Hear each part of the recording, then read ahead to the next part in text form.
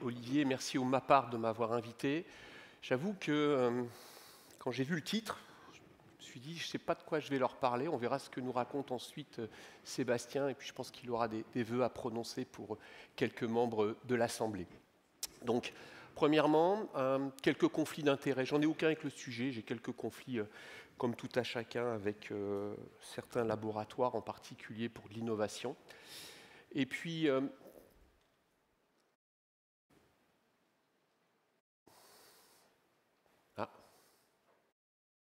un conflit avec la souris, sans doute. Je vais faire le vilain chat, comme ça la souris fonctionnera. Ouais. Et puis un conflit, bien sûr, avec Dan pour son invitation et son merveilleux congrès. Et puis un autre conflit avec Dan, parce qu'en fait, on a eu une discussion orale au sujet de ce topo, parce que comme vous le verrez, on a fait une étude clinique et on avait avec Dan des conclusions qui pouvaient paraître différentes, opposées, sur la gestion de ces rebonds douloureux qui nous enquiquinent tous au quotidien. Alors, de quoi est-ce qu'on parle et est-ce qu'on peut donner une définition à un rebond douloureux pour que demain, dans votre établissement, vous ne soyez pas submergé de patients qui vous appellent pour dire qu'ils ont eu un rebond douloureux?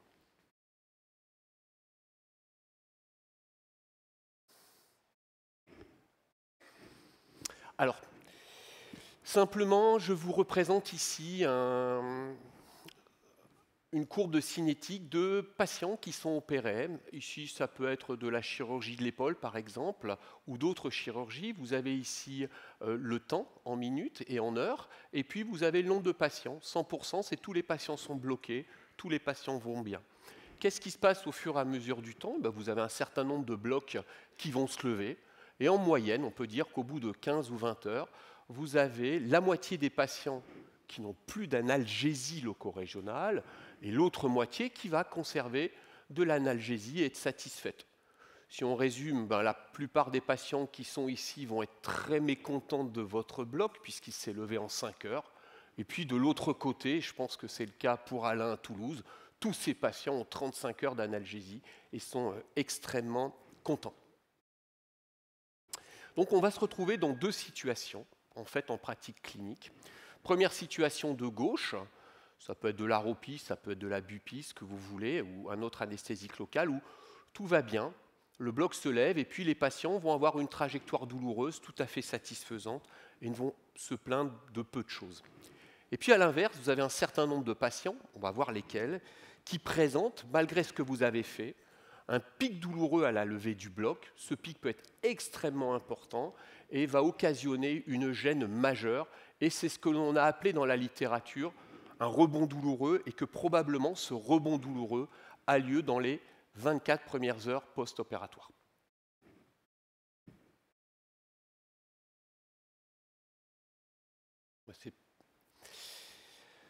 Alors la question est de savoir quelle est la valeur de ce rebond douloureux et est-ce qu'on peut donner une définition sur un seuil de douleur. Alors je vous ai présenté les dernières études parce qu'on ne va pas refaire l'analyse de la littérature de ces 10 dernières années.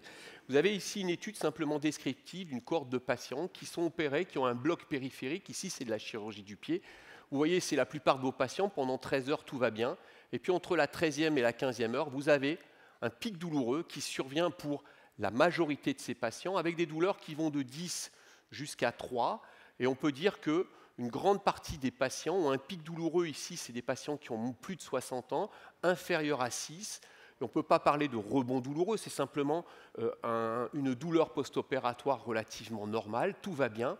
Par contre, si vous regardez quelques patients ici du groupe en haut, eh bien vous avez des patients qui ont des pics douloureux qui avoisinent les 10, qui avoisinent les 8. Et ces patients-là, c'est ceux qui vont vous poser problème, puisqu'en fait, le bloc va se lever à 3 heures du matin. Vous êtes chez vous, tout va bien, mais le patient à domicile est en train de pleurer, d'appeler maman, tout va mal.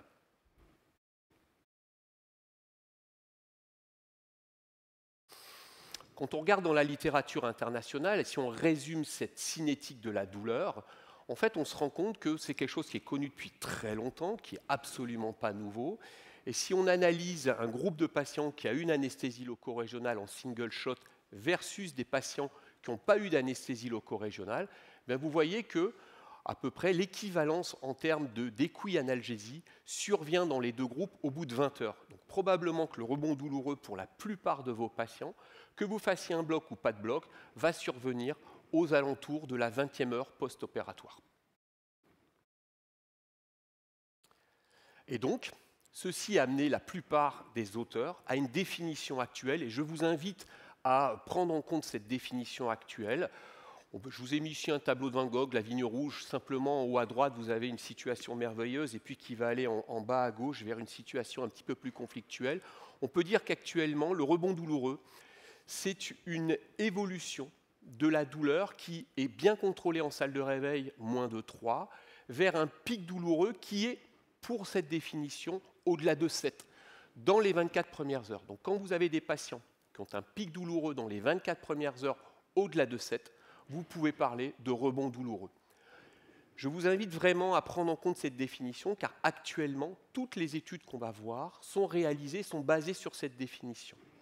La plupart des études qui vont démontrer une absence de rebond douloureux, ce sont des patients qui vont avoir des douleurs inférieures à ce critère.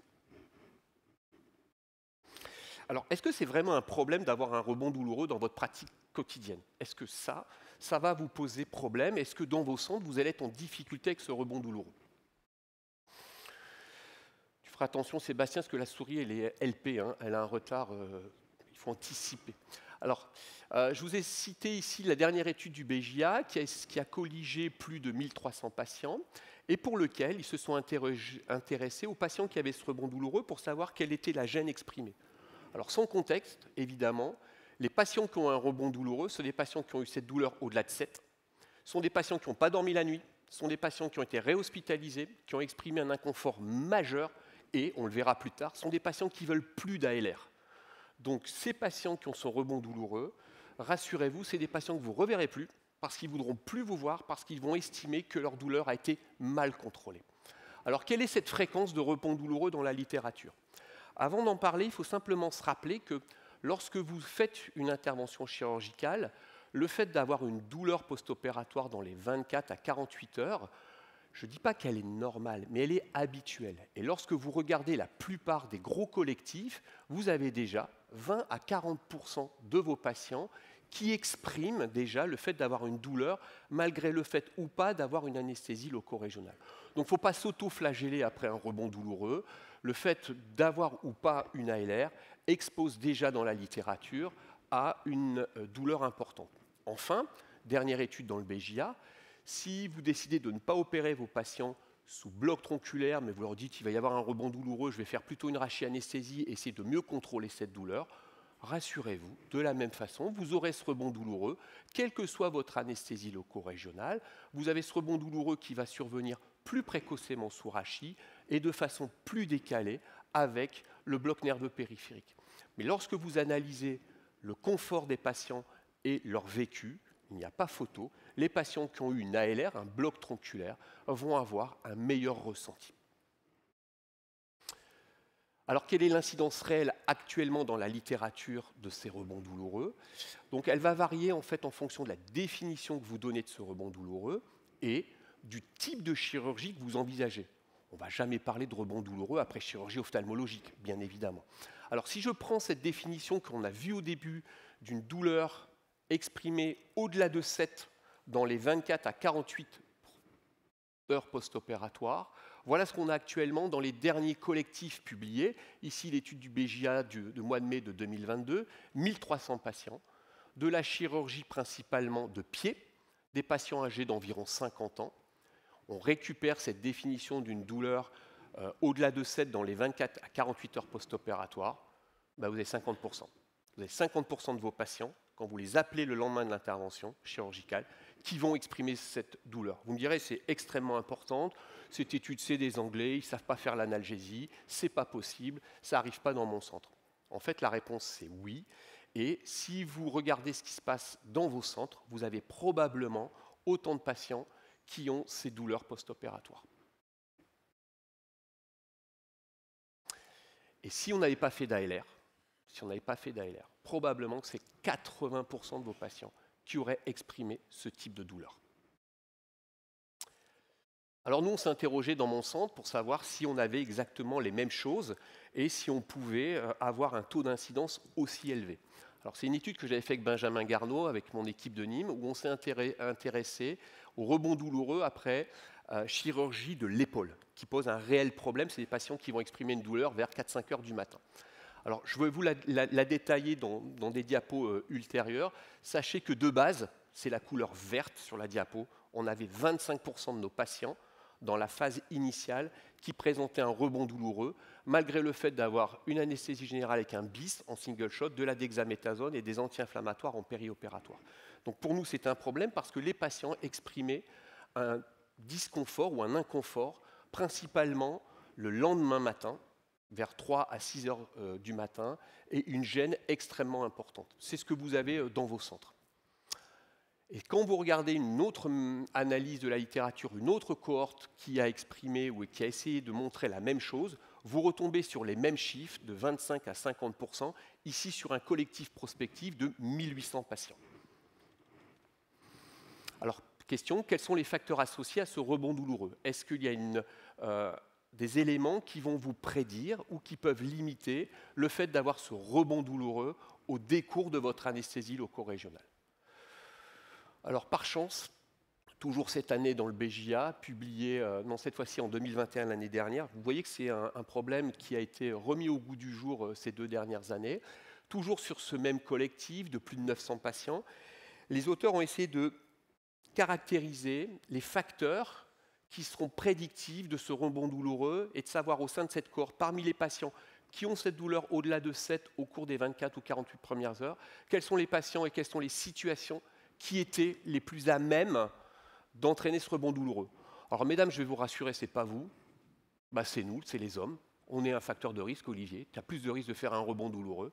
Mais surtout, ce qui est intéressant, ce n'est pas le fait d'avoir une anesthésie générale, d'avoir une sédation, c'est le fait d'avoir une chirurgie majeure et une chirurgie osseuse et importante au-delà d'1 heure.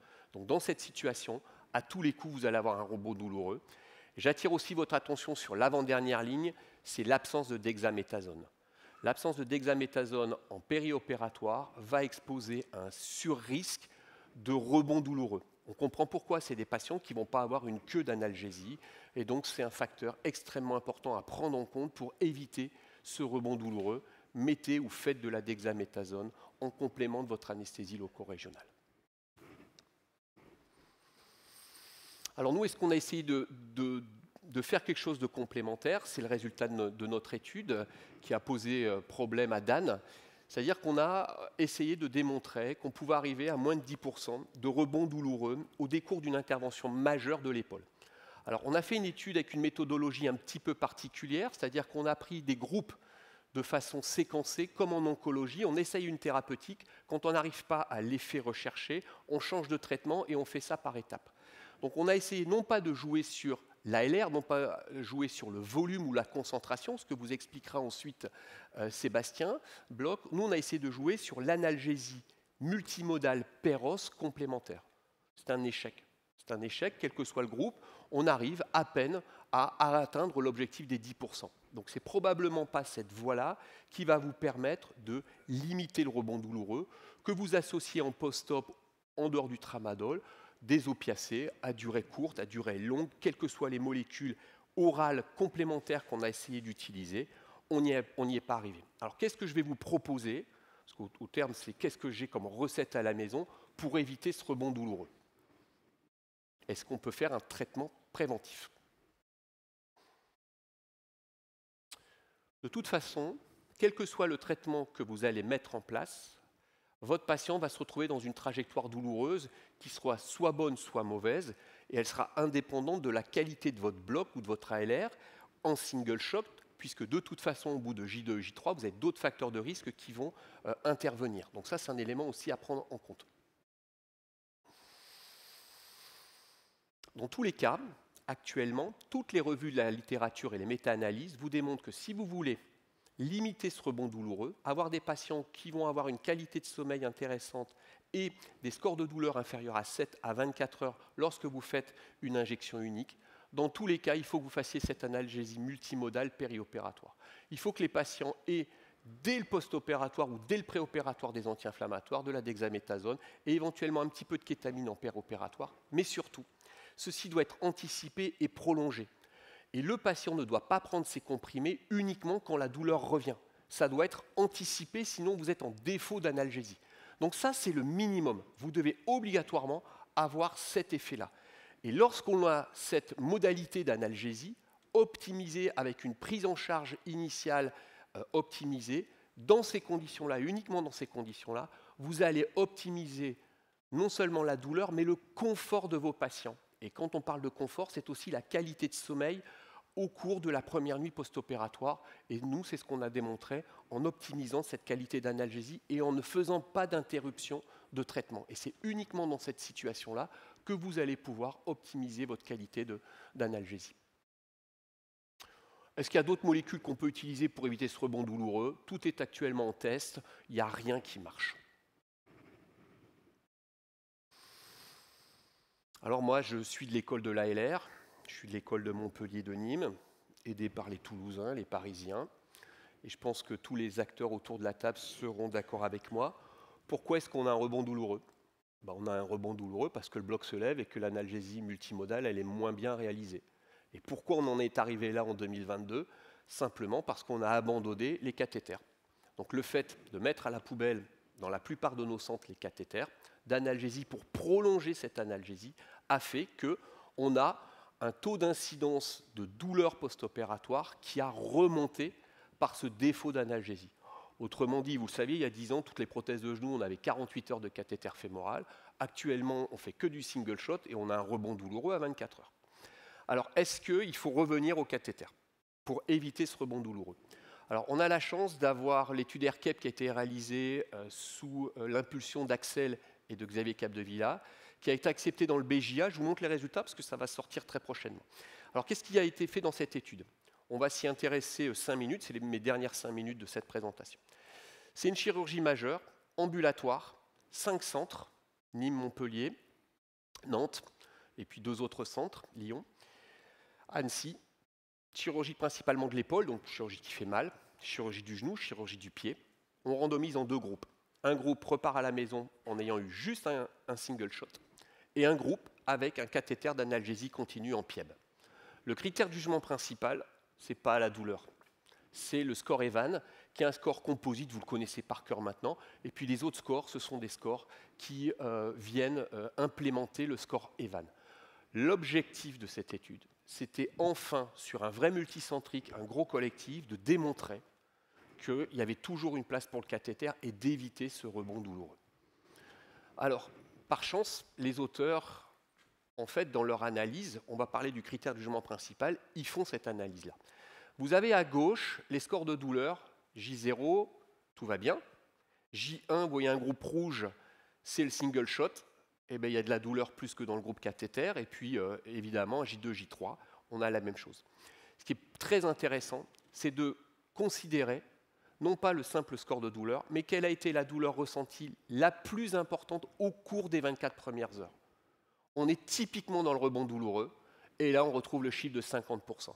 50% des patients qui ont eu un single shot dans cette étude, alors qu'ils avaient une analgésie multimodale optimisée, anti-inflammatoire, prophénique, kétamine, tout ce que vous voulez, on retrouve toujours ces mêmes données de 50% de rebond douloureux. De là à conclure qu'il faut mettre un cathéter, pour tout le monde, on va le voir.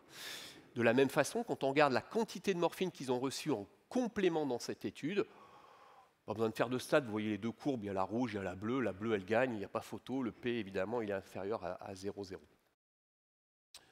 allez me dire, Philippe Cuvier est en train de tricher, il ne m'a pas montré le critère du jugement principal. On va le voir tout de suite parce que...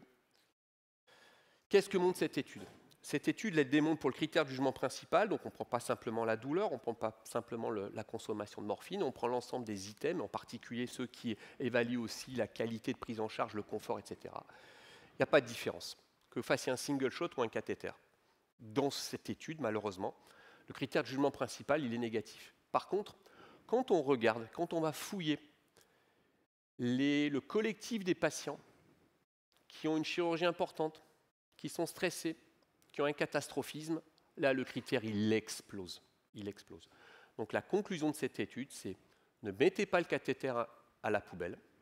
Les patients pour lesquels vous avez une chirurgie à risque majeure de douleur post-opératoire, un terrain douloureux, tout ce que vous connaissez, il faut privilégier la pose de cathéter. Est-ce qu'on a d'autres moyens actuellement? Tout est en essai, il n'y a rien qui marche en dehors du cathéter. Je passe sur la dernière étude avec l'utilisation de bupivacaïne liposomiale pour prolonger cette durée d'analgésie à la place d'un cathéter. Je vous rassure, vous le savez, ça ne fait pas mieux que la dexaméthasone. Ça ne fait pas mieux. En conclusion, pour rester dans le timing, le rebond douloureux après un single shot, après une ALR, que ce soit de la chirurgie du pied, du genou, de l'épaule, c'est attendu. Vous allez l'avoir. Tous vos patients vont avoir ce rebond plus ou moins douloureux. Et on dira que c'est un vrai rebond douloureux si vous avez un score de VA qui est au-delà de 7 à la 24e heure. Il y a des facteurs associés. Il y a des facteurs que vous devez identifier, le catastrophisme, la chirurgie majeure, et dans la chirurgie majeure, celle qui va toucher l'os, toutes les études le montrent. Comment faire pour demain, chez vous, quelle est la recette? Il n'y a pas de recette.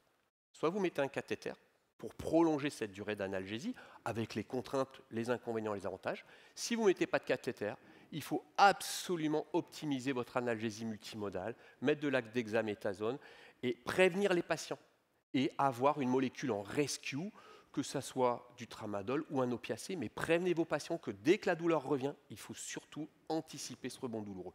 Merci beaucoup.